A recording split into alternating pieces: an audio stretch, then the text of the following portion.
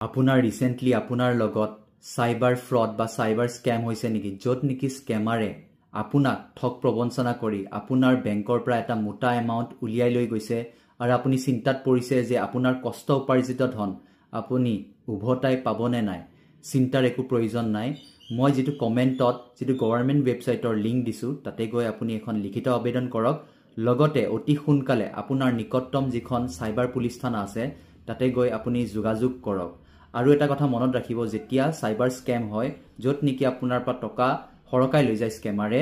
তেতিয়া অতি যিমান পাৰে সোনকালে নিজৰ নিকটতম সাইবাৰ পুলিশ থানাত গৈ যোগাযোগ কৰিব লাগে নতুবা যেটো গভৰ্ণমেন্ট পোৰ্টেলৰ কথা মই উল্লেখ কৰিছো কমেন্টত তাতে গৈ অতি সোনকালে এখন লিখিত কমপ্লেইন দিব লাগে যত নেকি আপোনাৰ যেটো টকা আছে হেতু আপুনি